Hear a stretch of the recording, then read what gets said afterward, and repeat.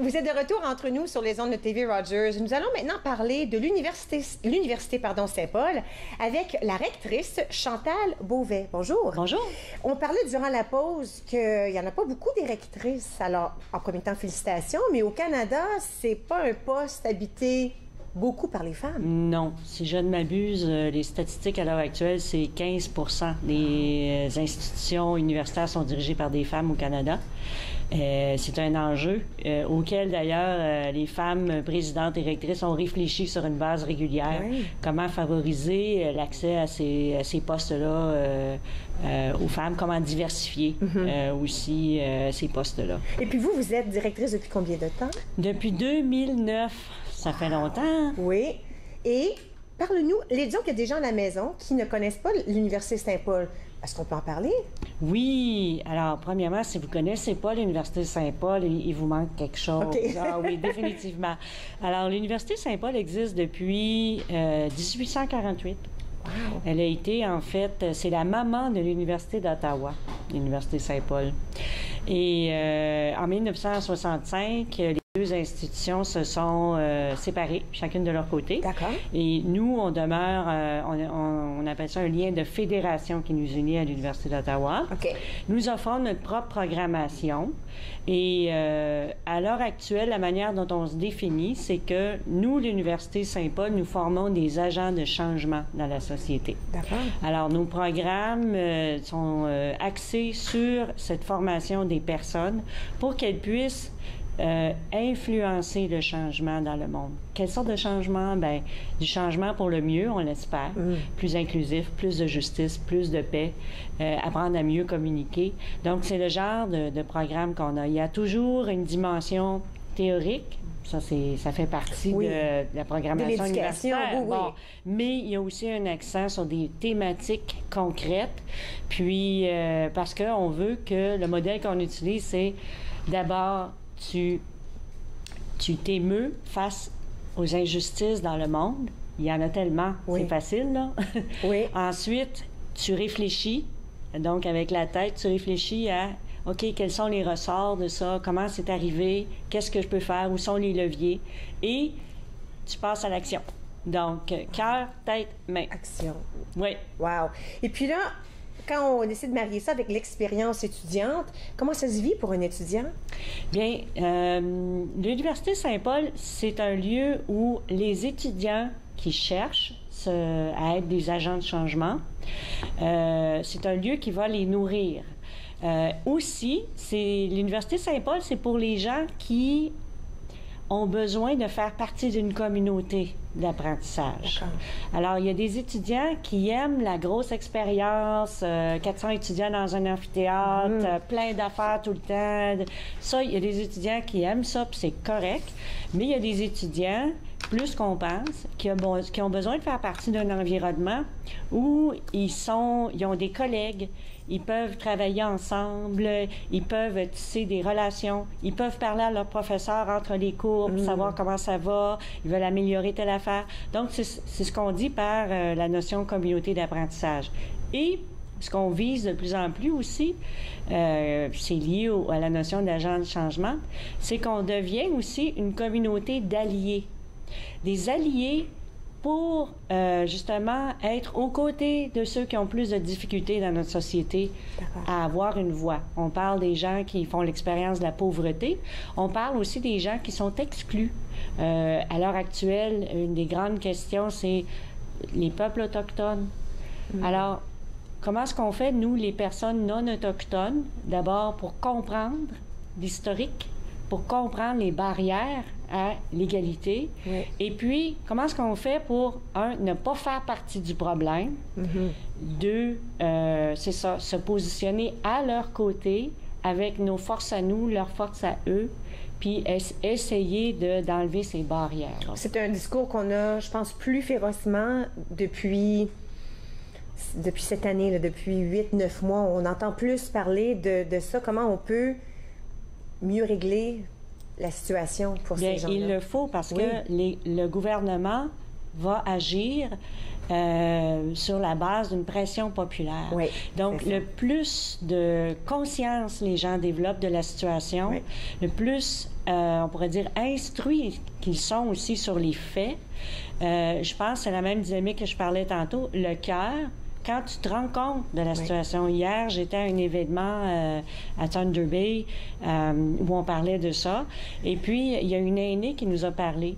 Puis elle nous a dit, il y a des problématiques très concrètes à Thunder Bay présentement, des jeunes autochtones qui meurent et on ne trouve pas la raison de leur décès. Cette grand-maman-là nous a dit, c'est pas normal que nous, les femmes, on aille repêcher les corps de nos enfants dans les cours d'eau de Thunder Bay. Alors, quand tu entends ça, puis tu te mets vraiment à l'écoute de la souffrance de ces mamans, de ces grands-mamans, tu te dis, écoute, ça n'a pas de bon sens, il faut qu'il se passe quelque chose. Oui. Alors, on ne peut pas juste ignorer ça et dire, ah, c'est des Autochtones, c'est l'alcool, c'est la drogue. Puis, c'est choquant ce que je dis là, mais c'est entendu plus souvent qu'on pense. Oui, je suis tout à fait d'accord. C'est une façon de ne pas voir le problème. Mais quand tu l'humanises, tu dis, cette grand-maman-là, ça pourrait être ma grand-maman. Puis la personne décédée qu'elle cherche, ça pourrait être ta fille, la mienne, ma soeur, ma mère. Exactement. Alors, on ne peut pas séparer l'humanité de ces gens. Ils font partie de nous. Puis, tu sais, ça s'applique à d'autres champs. C'est justement la notion d'humanité. Alors, avec tout ce qui se passe dans le monde, puis on ne fera pas l'énumération parce qu'on va passer toute l'émission là-dessus, le défi, je pense, c'est de créer des espaces où chacun peut se sentir entier dans son humanité. Oui. C'est ça. Alors, ça prend pour ça une qualité des personnes, une intelligence émotionnelle, et puis une espèce de conscience de qui on est, et on entre en lien avec les personnes sur la base de ça. Et quel changement on veut apporter? Parce que ça fait du bien aux autres, mais ça fait du bien à nous aussi. Bien quand sûr. on réussit à faire ce changement. Bien, tu sais, on parle d'inclusion, par exemple, des personnes autochtones. Puis, un premier réflexe que les gens ont quand on parle d'inclusion, ils deviennent fâchés. Puis là, ils disent, ben c'est ça, on va faire de la place pour tout le monde, puis nous autres, il n'y aura plus de place pour nous autres. Bon, ben non. C'est que c'est la magie de ça. Plus on crée des espaces où les personnes se sentent entièrement reconnues dans leur humanité, plus ça enrichit notre propre humanité. Donc, on est tous gagnants. Mais c'est ça. Alors, à Saint-Paul, c'est ce genre de discussion-là qu'on a. Mais ce qu'on va faire, c'est prendre une toute petite pause, puis à notre tour, on va ajouter une ancienne, une graduée de l'école, Claudia Baudry, puis on continuera notre discussion, d'accord? Exactement. Alors, restez avec nous, s'il vous plaît. Vous regardez Entre nous sur les ondes de TV Rogers.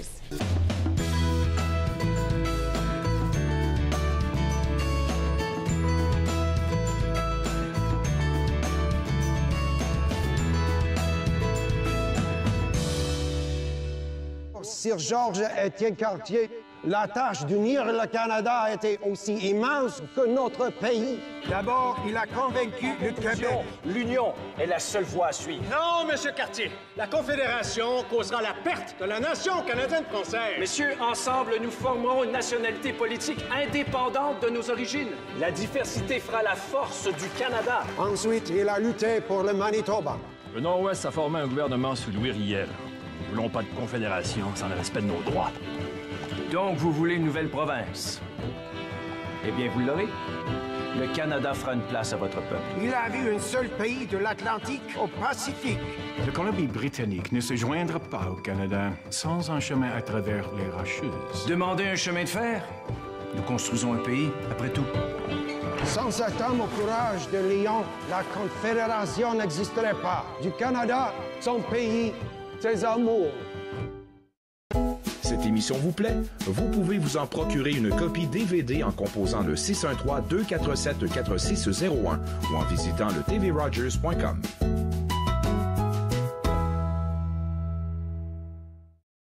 Quand on arrivait au Journal Le Droit pour y travailler, là, on savait exactement ce qu'on allait faire là. Être franco-ontarien, lutte, combat, éditoriaux. Vendredi 15h30 sur TV Rogers.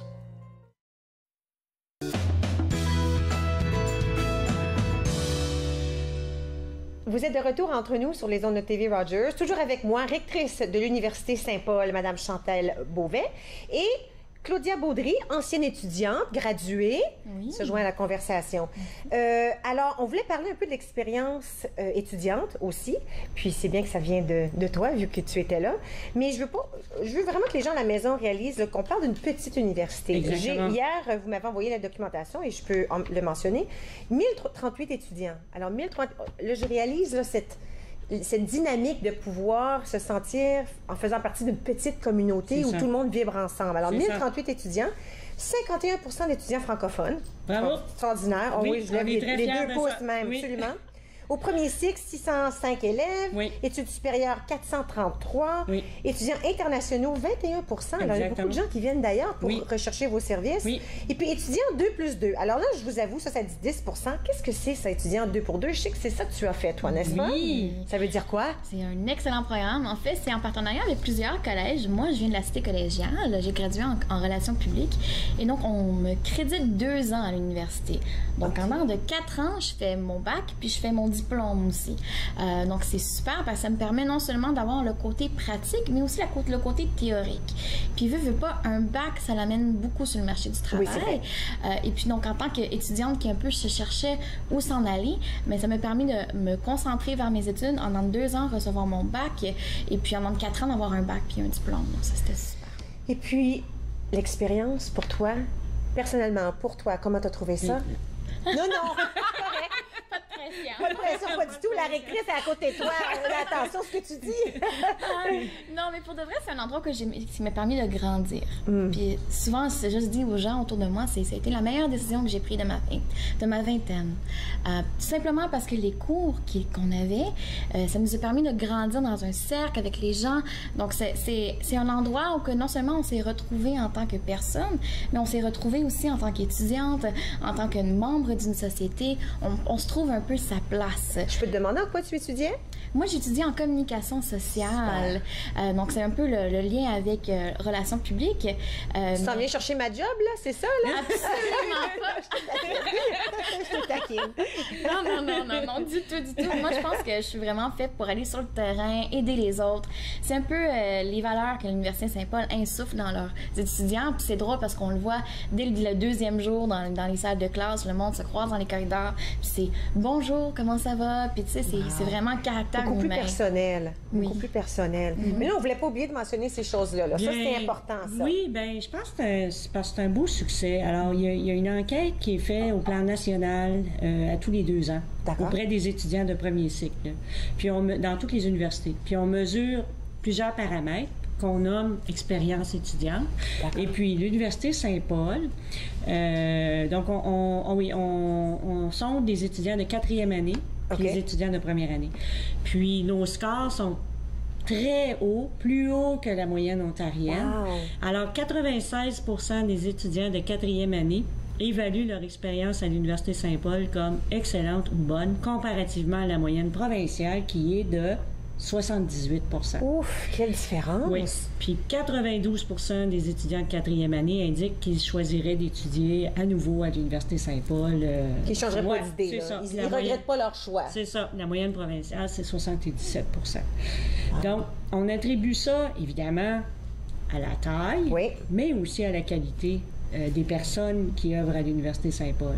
Je veux laisser la parole à Claudia, mais je veux dire que les personnes qu'on recrute à l'Université Saint-Paul, on les trie sur le volet. On porte une attention très particulière aux employés qu'on recrute, aux professeurs qu'on recrute, parce qu'on ne veut pas compromettre notre projet. Qu'est-ce qui t'a amené, toi, à te rendre là? Je veux dire, là, tu es à la Cité, tout va bien. Où vient la décision de dire, tu sais quoi, je pense que je vais me rendre à Saint-Paul? Comment t'es arrivée à cette décision-là? C'est-tu plate de dire l'argent? Non, pas du tout, parce que tu sais quoi? C'est la vérité de la plupart des jeunes étudiants, indépendamment de l'université où ils vont. C'est une grosse affaire, ça, les finances. Ça coûte cher, l'université, puis on veut sortir de là avec quelque chose. Alors, c'est une très bonne réponse. Non, donc, dans le fond, c'est ça, c'était là 2 ans. Parce que, je veux pas, les autres universités, ils offrent le programme aussi, mais c'est 1 an et demi, ou bien c'est 2 ans et demi, je veux dire, ou 3 ans.